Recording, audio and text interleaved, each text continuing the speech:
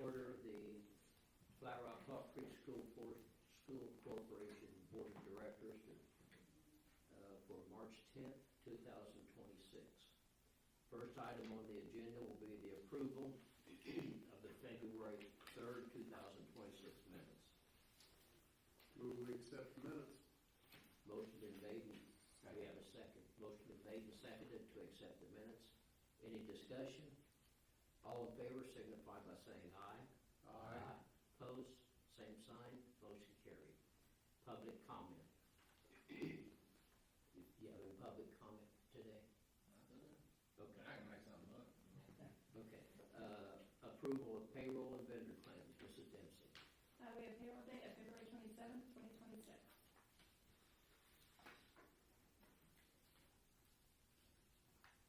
Move we approve the payroll and vendor claims as presented. Second. Motion made and seconded. Any discussion? All in favor signify by saying aye. Aye. Opposed, same sign. Motion carried. Mr. Price, personnel. We've got just a couple of personnel items here for you tonight. First up is our list of volunteers. You can see there's a lengthy list there, and I just ask that we approve this slate of volunteers as presented. So moved. Motion been made. We have a second. Second. Motion been made and seconded to approve the volunteers as presented. Any discussion? All in favor signify by saying aye. Aye. All opposed, same sign. Motion carried. Next up, we have Jaden Sims, substitute custodian, has submitted her letter of resignation, effective immediately. Mr. President, I recommend the board approve Jaden Sims' resignation. Mr. President, I move to accept Jaden Sims' resignation as presented. Motion been made. You have a second. Second. Motion been made and seconded to approve the resignation of substitute custodian Jaden Sims. Any discussion? All in favor signify by saying aye. Aye. All opposed, same sign. Motion carries. And finally, we have Hope Elementary teacher Grace Reynolds asking for FMLA leave to begin May 22nd through September 3rd of 2026. Mr. President, I recommend the board approve this FMLA leave as presented. So moved. Second. Motion made and seconded to approve the FMLA leave for Grace Reynolds, Hope Elementary teacher. Any discussion? All in favor signify by saying aye. Aye. Opposed, same sign. Motion carried. Okay, that concludes the personnel report. Okay. Mr. Price, the superintendent's report. Yep, and we've got three items on here for you tonight. First up, Chris Fortune, principal of Hauser's, asking for approval for the Hope FFA to go to an out-of-state field trip to Walt Disney World, Orlando, Florida for spring break of 2028. The details of this trip are included in your packet. Mr. President, I recommend the board approve this out-of-state field trip as presented. Chair will entertain a motion. So moved. Second. Motion been made and seconded to approve the out-of-state FFA field trip. Any discussion? Let them know if they need a chaperone, I'll go. Already told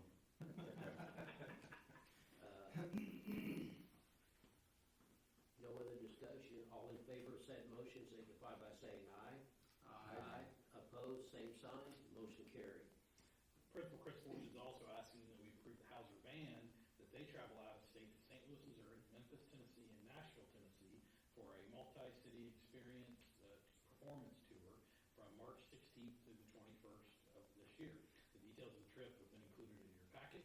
Mr. President, I recommend the board approve the Hauser band out-of-state field trip for March 16th through the 21st of 2026. So moved. You have a second? Second. Motion been made and seconded. Any discussion? Yeah, I'll just clarify on the timing of this. You know, we talked about it a couple weeks in advance. If we would have had our first meeting in March, this would have been within that timeline. So I just want to clarify that this was on the docket, and since we moved our meeting, it's a little later notice than we like to give you, but they're all set to go and everything's in line. So, Okay. Any other discussion? All in favor signify by saying aye. Aye. Opposed, same sign. Motion carried. that concludes my portion, we've got Mr. Fortune up with an update from the high school. Thank you all. I've given you guys a folder with a lot of information that you may or may not be interested in looking at, but some of it will be maybe a little bit small on the screen for you to see, and there's a lot more detail in the information that I've given you than I plan to get into tonight. As you can see here, I do plan to, or my goal is to just share with you guys some information on the new Indiana graduation requirements that have recently come out and been approved. So just so everybody knows, this is starting with the class of 2029. You will see on the first page it says for school year 25-26. Schools are able to start using these now, but these are the requirements that have to be used starting with the class of 2029. So we are phasing out Core 40, moving into these new, what they just call the new Indiana diploma. So we will have probably some sophomores who graduate using some of these new requirements. But seniors and juniors, for the most part, they're going to stick with the Core 40, what they've already been on the path towards completing. So, and I will just say, like I said, there's a lot more information that you have available to you right there than I plan to get into tonight, because you can really get into the weeds of some of this stuff and all the different directions that somebody can go with their graduation requirements.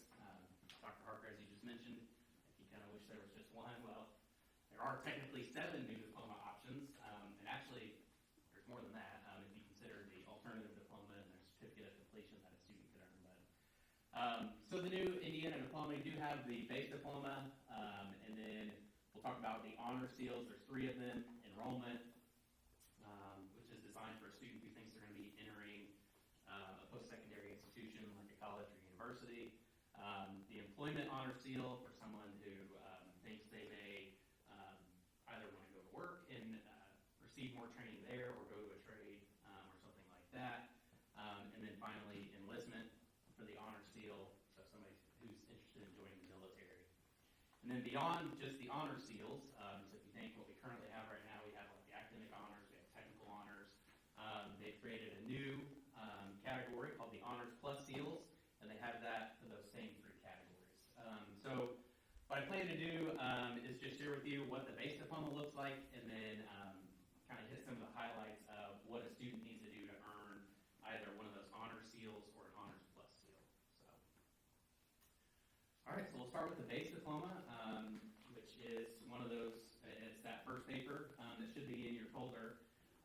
So one of the things that the state and the Department of Education is touting with the new diploma is flexibility. I will say that yes, there is some flexibility, but again, as you dig into it, you'll see still a lot of similarities to what was being done in the past. But there are some areas for flexibility which are nice, and which we are trying to become accommodating to that and provide different options for our students. So just starting with English, you'll see, well, before I get into the English, you will see there's 2 columns. There's a required credit section, and then there's a section, or the second column, that they call flexible credits. So I will say there are less mandated courses. The student's career through high school is less laid out for them. And then you still have those flexible credits, but you still have to earn so many of them.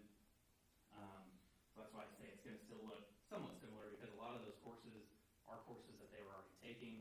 It's just now sometimes they can maybe opt for a different course instead of one that they used to be mandated to take. So in English, they have to take their 2 English 9 credits. This is new that they did add one, which they call it flexible.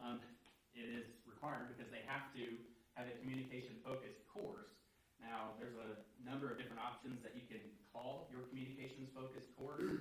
One thing with the new diploma requirements that the state is allowing you to do is to offer multiple classes in one class period setting. So what we are doing with our English 9 class is actually combining those 2 together. And before I go any farther, there's basically a course outline for each of the diploma types. So in the top right corner, you can see it says Base Indiana Diploma. So in our English 9 course, and then the yellow box, you can see there combined with English 9, Critical Thinking and Argumentation. So that is a class that counts as a communication-focused course. So we are combining those two. So when a student finishes their English 9 course, they are earning both of their credits for English 9 plus their credit for critical thinking and argumentation. And the reason that we did that is because those classes overlap very well. They're already doing presentations in that class. They are already writing papers or doing presentations that are argumentative papers and things like that. So it's just a way for us to get both of those knocked out that then really free students up later on in their high school career, which helps in things that we'll talk about later. All right, so we're getting both of those done in English 9, and then they do have 5 additional English credits that they have to earn, so 5 more semesters. So typically that's looked like just English 10, English 11, English 12. Maybe if you have a student who's interested, they're doing an AP English class or something like that. We've had business composition classes. We are taking this as an opportunity to really try to find motivation in students and really encourage them to find something that they are passionate about, to really engage in English. So we are breaking away a little bit from the just English 10, English 11, English 12 model. We're still going to offer that to kids who want to do it, but we're really digging into more genre-specific classes. So next year we're looking at offering an English class that's based on war stories, one that's based off sports literature, one that is American literature, and a couple of others. So again, they're more, I would say, genre-specific, but they still cover the same standards. They're still meeting the guidelines that we need to meet for the diploma requirements. But again, we're just trying to create some energy and excitement about the English classes that our kids are taking by just trying to pique their interest and offer classes that we feel they are interested in. And we've had a really good response as we started to ask for class requests and things like that. We've got really good numbers for a lot of those classes. So I think that's going to be exciting. It's going to be new for us. So it's going to take a lot of work on our teachers' part, but I'm excited about that one.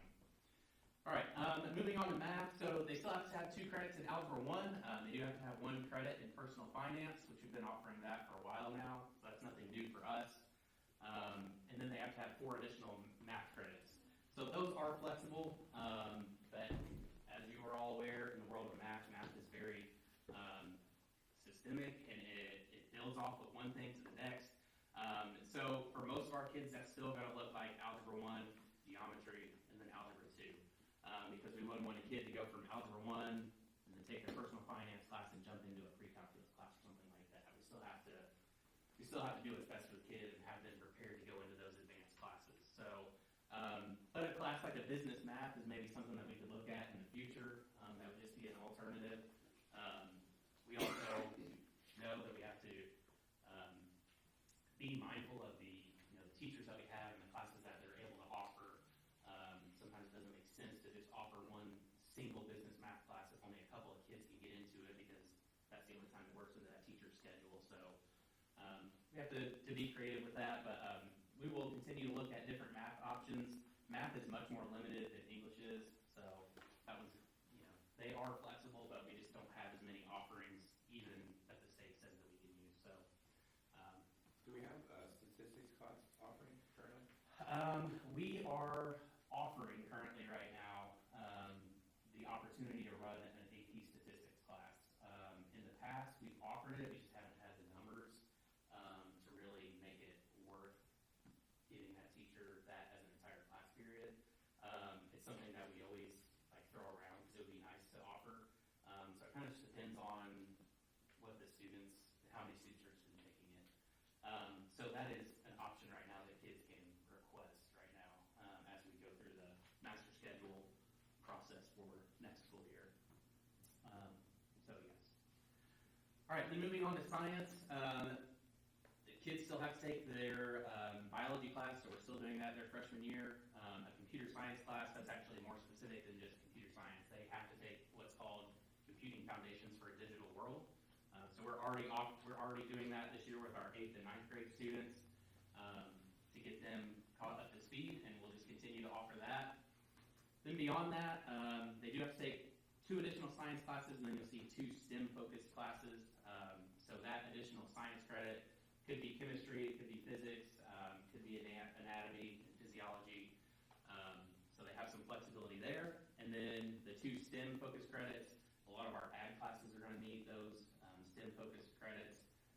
If they took chemistry here, STEM-focused could also be some of those other classes, the physics class, the anatomy and physiology.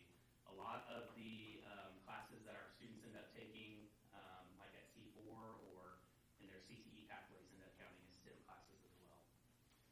All right, in social studies, this was one of the things that you may have heard there was a bit of a change with the new diploma requirements. So U.S. history remains the same.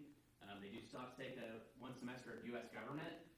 You'll notice there is no econ anymore. So what they really did was they kind of took econ out and they put that personal finance in. I think, in my opinion, that was kind of the swap there. But econ is no longer a required course. They do have to take 2 more credits of a social studies class, which they call world perspective. So to us, that means geography and history of the world, or an AP world history class. This is also where they fold in the world languages, because if you look at the base diploma, it doesn't mention like Spanish or German at all. That's where students can earn credit for that, but they do have to be at the level 3 course level, because it has to be an advanced foreign language. So our Spanish 3, German 3, Spanish 4, German 4 students can earn those credits there as well. All right, PE had a slight reduction as well. Instead of 2 PE credits, they just have to have 1, and they do still have to have 1 health and wellness credit. That 1 credit of PE, we still have a lot of flexibility with. If a kid does an extracurricular, if they're in a sport, they can still earn a credit for that. If a kid is an athlete, we are offering for them to apply to be in our advanced PE class for weight training with Mr. Shane, and that would also count for that credit as well. So it doesn't necessarily have to look the same as it always has, where it's like you just know you have your freshman PE class. That can look a little bit different now too. Personalized electives, 12 credits. Really, that's going to be, that's a wide variety of things. A lot of our ag classes, all of the CTE classes that they're going to take along the way. That's where band and music and those other world language courses can come in. So we have a lot of options that kids can earn those credits. And then finally, college and careers. Everyone has to take preparing for college and careers now, which we've been offering for a few years now. So that's nothing really new to us. That's a change. And I will say, a lot of this, I think, is, again, it's new. It seems different, but I think we've been in a good place with things that we've been doing, where we're fortunate that we align a lot with this already, because obviously a big push is for CTE, big push is for work-based learning. We've been doing a lot of those things already, so that's kind of nice. We didn't really have to do a huge overhaul to meet a lot of the criteria that we'll go into next. So this is the Indiana-based diploma. So this is what every student who comes through high school has to accomplish. As we move on, I'm sorry, I guess I got a little ahead of myself. So this is the same requirement that we still have now with the Core 40. If you've had a kid go through high school, you've probably heard of Box 2 and Box 3. If you've met with Ms. Hoflinger or anything like that to talk about graduation requirements, Box 2 is this section right here where a kid has to complete one of the following: project-based learning, service-based learning, or work-based learning.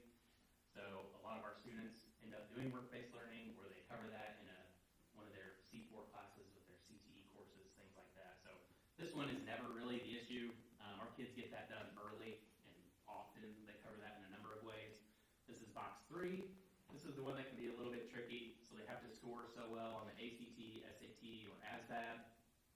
They have to earn an industry-recognized credential, complete a CTE concentrator, do AP or dual credit courses, so many of them, or complete a locally created pathway, which those are ones we've created. They just have to do one of those. There's a lot of different ways. There are kids who struggle to get one of those done, but for the most part, we've done pretty well. So those are carryovers from Core 40, what we're doing now. If a kid is only going to earn the base diploma, they still have to meet Box 2 and one of the things from Box 3. these are the pathways and the locally created pathways that we offer. I figured I would just share these really quick before we move on. So the pathways that we currently offer in our building, we have human and social services, agri-science, ag-mechanics, and engineering. We do offer the welding class through Ivy Tech. Obviously, outside of our building, all of our C4 programs, our CTE pathways, and then our locally created pathways. These are ones that we had to apply for and get approved by the state, but they've been approved, and we've had them for a couple years now, and they've worked out great for some students. But it's our band, choral, and then our art pathway. So those have been really good options for some students. Okay. The second paper that you have in your packet starts to show the seals that are available. And again, you can see the 3 columns. There's enrollment, employment, and enlistment. And you can see here, so they have to do everything with the base diploma, plus these additional requirements to earn their honor seal. And our goal is for every student to graduate with one of these honor seals. May or may not happen, but that is our goal. So anytime we are talking with a student about their graduation plan, we are trying to incorporate one of the requirements in one of these seals. So enrollment, the honor seal is almost identical to what our current academic honors diploma looks like. They have to take their world language. They have to get that extra social studies credit. They have to complete 2 more math credits, some additional science credits. They have to have a C or higher in all their courses, or a B average, the 3.0. Complete either 4 credits in AP classes, 6 college credits, score so high on one of the college entrance exams, or earn 2 of the following. So AP classes, dual credit classes, things like that. Right, so that is almost a mirror of what our current academic honors looks like. All right, but the employment seal, this is completely, it's different. So a student can earn this honor seal by earning a credential of value. And each year we get a list from the state of what those credentials of value are. And we always kind of laugh about it because they always change and they just carry over with the cohort. So each year the freshman group comes in, we get a list of credentials of value. And then their sophomore year they go on, theirs stays the same. With the new freshmen, they have a different one. So we kind of never know what those are going to be until we get the list. But they carry on throughout. But they don't have to earn one of those. That's just one of the ways they can earn they can finish 3 courses in their CTE pathway, which is what most of our kids are doing anyways. We don't do the CSA program typically. That's the Choice Scholarship Account program, things like that. We don't typically do that. Or an approved locally created pathway. So those kids doing the band pathway, the art pathway, or the choral pathway are meeting that requirement. They do have to complete 150 hours of work-based learning. And again, I think we're pretty fortunate because we've been doing work-based learning for so long now, and so many of our kids are doing that, that again, that's not really a big barrier for us to overcome because we're used to it, and I think our students are used to it. Work-based learning could be a whole other topic. The state just this year released what they call their menu of experiences that they count as work-based learning. There's a huge variety of things that we can use as work-based learning now. They kind of open that up. So we're exploring all of that too, and have already made plans to Chris, on that. really be able to offer a wide variety of how kids can earn these hours. Yeah, I'll just interject on that note. There's a larger conversation happening at the county level and with the Community Education Coalition. They're talking about, the idea here is that getting the material coming from the employers, and so partnerships with people within our county that really want the end result to be able to have these kids within their business hired on getting these hours as they're working and getting their credit. So there's a larger conversation happening. Like Chris said, we're in a pretty good spot because of the partnerships we already have and our proximity to a lot of those employers in Columbus. So I think that there's places where that can expand, but I think that's going to be an avenue for a lot of our kiddos. Yeah, we've even we've again they've kind of opened the opportunities up for that. We've learned that there are ways that we can offer work-based learning hours within some of our classes. So in our ag class right now, they're growing spring they'll have the greenhouse where they do the plant sale. So some of those that are more like industry type project-based learning, we can offer work-based learning for those things. So work-based learning, we're in a good spot with that. Then finally, demonstrating skill development, communication, collaboration, and work ethic. Really, that's just a sign off by an employer or a mentor or somebody like that. Then it says meet attendance goal. Not really sure exactly what that is just yet. So that is to be determined. All right, enlistment and service. This is a new honor seal as well. We haven't had anything like this before. So they have to take an introduction to public service course. That is also still in the works. It's in development. I believe Ivy Tech was working on piloting that, but I haven't heard anything else from that. So that one, again, is another thing that is kind of to be determined, and that the Department of Education is working on what that's supposed to look like. So a student would have to take that course. They would have to earn a 31 on the ASVAB, and then meet an attendance goal, and again get a sign off or a letter from. This one is from somebody who's a mentor within the military, so they're a recruiter or a veteran that they do something with, something like that. Okay. So those are the honor seals. Again, this is what has typically been our academic honors diploma. The employment and the enlistment honor seals are new, they're different, and I think we can have a lot of kids find success in those. All right. And then finally, the new category, or the plus category. There's not near as much to go over here, but they have to do everything that we talked about in the base diploma, the honors seal, plus these extra requirements. So again, this is the enrollment, if they think they're going to college, employment, if they think they're going to work, or like a trade, and then enlistment, if they're going to military, that route.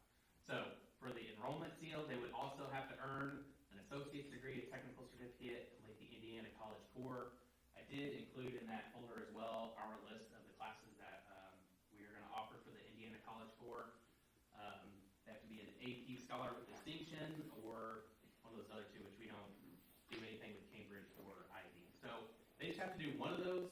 That's going to be very difficult for a high school student to do. I'm not saying it's not possible, but it is going to take somebody who is really motivated and says, I want to do that, basically from their freshman year on, or even 8th grade. So that's going to be challenging. And then complete at least 75 hours of work-based learning. That is not going to be an issue for anyone. And then again, get that like a letter or something signed off by a mentor that shows that they have those skills. All right, for the employment seal, again, they have to earn a market-driven credential of value. So again, we'll get a list from the state for each cohort group that tells us what those are. That it can include, and it's not all associate's degrees, it's only certain ones. It's, technical certificates, only certain ones. Again, if they do the College Core, that means that, or an advanced industry certification. This is the big one. For the honors plus seal, a student would have to have 650 hours of work-based learning. So again, is it possible? Yes. Is it going to be easy for somebody? No. Again, they're going to be really motivated from an early stage in their high school career to say, I really want to get this. And they're going to have to work with counselors, with employers outside of school to really make sure that they're getting all those hours. Then there's that same requirement. And then finally, for the enlistment seal, they have to earn a score on the ASVAB of 50 or higher. You just have to do one of these. Enroll in an ROTC at a collegiate level, or already earn acceptance to a service academy. And then, again, demonstrate excellence in leadership through one of the following. So they only have to do one of these, complete 100 hours of public service, hold a leadership role in a co- or extracurricular activity, or just complete 2 seasons of a team-based physical sport or activity. So we can certainly have some students who will earn the enlistment plus seal. Again, along the way, I think we'll have somebody earn each of these. But again, it's just going to have to be somebody who is really motivated from a young age to say, I really want to do that, and really, set their minds to it. It's possible. We've figured out ways for kids to earn these things. It's not going to be easy, though, but it's something that we'll shoot for, and some kids have already told us they want to earn those. try to get them there, so. Chris, on that, you mentioned the timeline and having to identify early. How early are you talking to kids about these requirements and when, Yeah, when so- do they make the decision, I'm going with the enrollment? That does bring me to a good point. So kids can move between the two. They don't necessarily get stuck in one. And we, to answer your initial question, we start in 7th grade and we start talking about the graduation requirements. Counselors go in, talk to every student in their classes, and then they have individual meetings. But a kid, they have flexibility to move, back and forth if they need to. Of course, it gets to a point where they are just time-wise, they don't have enough time to flip to a different one late in the game and finish everything that they need to. But we also reiterate to them that just because you choose the employment seal does not mean that you can't go to college. We are very clear and upfront with that. Just because you end up graduating with an enlistment plus seal doesn't mean you have to go to the military. So we are very open and upfront with that these are opportunities that you can earn these honors or honors plus seals, but it doesn't commit you to, well, you did this one, so sorry, you can't go to college now, you just gotta go to work. There's still a lot of great things in the employment seal or employment seal plus that when you go to apply for college, they're gonna say, wow, that's really great that you did all that, and yeah, sure, we'll let you enroll. And again, we try to be open and honest with that with students and let them know that just because they commit to one doesn't mean they're stuck with that their entire high school career. Well, only the state would think a 12 or 13-year-old would be able to make these kind of decisions. At that age, I still wanted to be an astronaut. I get airsick. Yep. Okay? It just drives me nuts. The state expects these kids at this age to make these decisions. It's the never-ending, I guess I should say, push for education to keep getting Change lower and lower. So. I suspect that current 7th and 8th graders might have a better shot at the honors plus than a current freshman that just realized that this is what they have Yeah. to do, Mhm. right? Yeah. Because they couldn't prepare for it. Yeah, I mean, they would have a better chance. Yeah, I think that all of our freshmen right now, because we've already started offering some of those courses in 8th grade. So I would say they would still be able to do it, but yeah, I wouldn't say you're wrong. So. And I just want to say, Chris and Kelly and his whole team, they've done a great job of keeping out ahead of this. There were several different renditions of this as it started to come out. And so they were looking at it early, saying, how can we leverage this? Because, like you said, you want to keep as much flexibility for kids all throughout. And if they do make a different decision, how can we put them in the best spot possible? And that takes a lot of effort and energy just to keep track of all of it. So I'm glad you said that. I wanted to give Kelly a shout out while I was here because she's the guru of all things graduation and the graduation requirements. I certainly try to stay on top of it, but she's in counseling, school counseling groups and things like that, and ask all those questions back and forth with each other. And she's amazing at it. And but yeah, we've met hours and hours talking about this stuff, trying to figure out what's going to work best for our kids and our students. Because with their size, we love it, but it does cause some constraints sometimes. But we still want to offer all the options that we can to our students. So I think we do a good job of blending that. So huge shout out to her and our entire team. So I know one thing that was a big push when we did the welding was the fact that C4 limits the number. Some of these CTE courses, are they limiting our number of kids we can send in? to C4, Yeah. there are some. I mean, yes, there are still caps, but I haven't heard of us having to turn someone away Okay. from one of those in a while. Probably since the welding. And that's one of the things that concern me is doing that. So. Yeah. Yes. One of the credits they have is preparing for college and careers. Yep. Is that taught by the counselor, or is it taught by? No, that is taught by a couple of our teachers. So right now that is Ellie Trotter and Sabrina Carter. They both teach that. So Ellie's social studies, Sabrina is science. So we have some flexibility with who teaches that class. But they explore. I want to say it's like 8 different career fields in depth, and then they look at colleges and things like that, and just to allow kids the opportunity to explore those and what it may mean for them if they're going to go to college and what types of things they need to be thinking of ahead of time to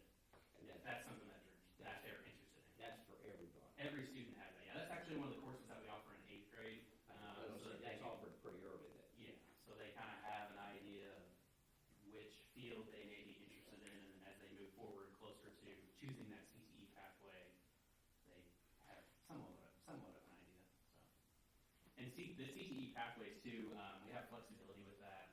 So once a kid, it's like freshman year, they say, yeah, I'm going to go down the ag pathway. They can take that first year principles of ag class and decide, I don't want anything to do with that. They still have other options. They can switch to something else. So, sorry, that was probably a lot longer than I've ever talked to here before. But, it's a lot, but it's new, and I just figured I would give you guys at least somewhat of a little bit of background. The rest of the stuff in there, like I said, there's detailed plans for each of the diplomas if you're curious and looking through any of that. Chris, It's probably not going to be so exciting it's going to keep you up at night. We appreciate you coming and talking, and it's a big change, it's a big shift, and there's a lot to it. It may not seem like it at first glance, but it really was built as being that more flexible piece to be able to kind of curate what the student is looking for. And I know a big push is emphasis on that work, the work seal and that work-based learning piece.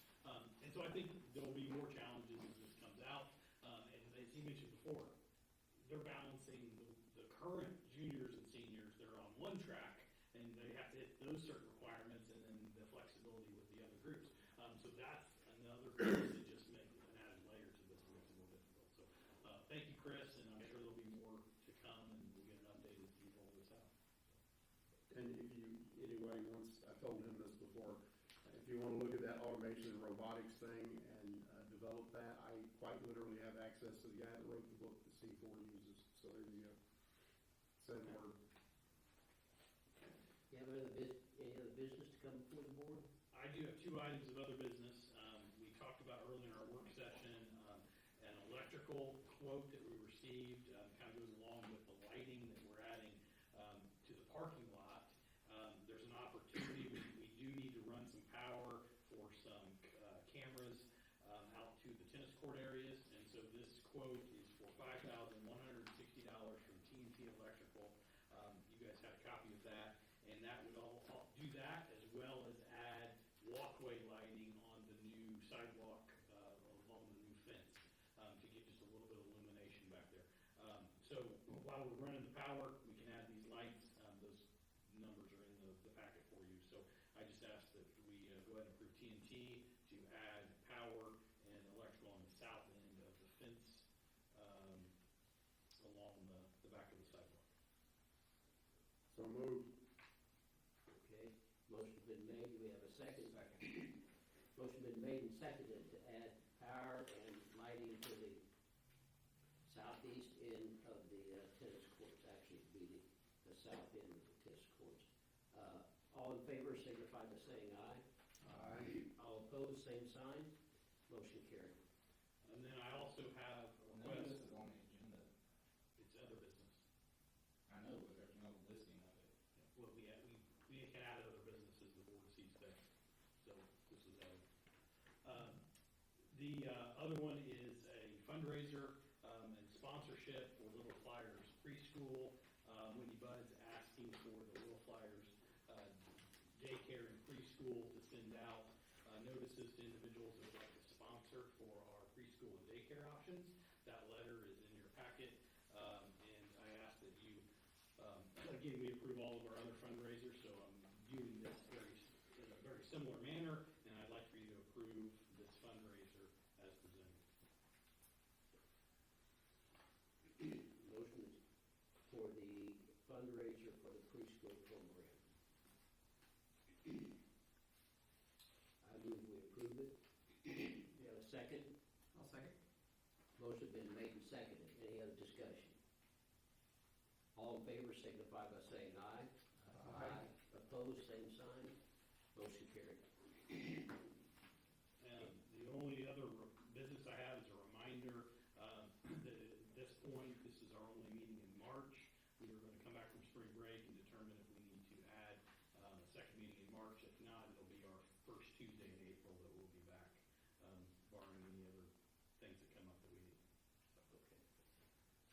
And I was just gonna add, big day Saturday for the Hauser Vets, so exciting regional game at Seymour, 1 o'clock, and wish Coach Moorhead and 8 seniors, best of luck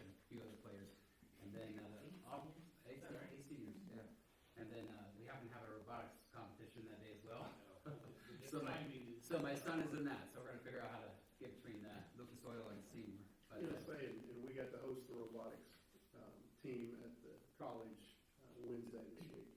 And all of them did great, had a good time, and one of my instructors, my robotics instructor took point and really had a good time with them. So I think they enjoyed it a lot. So.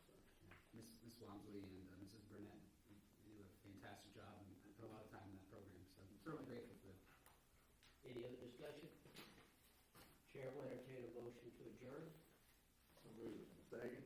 Motion been made and seconded. All in favor signify by saying aye. Aye. Opposed, same sign.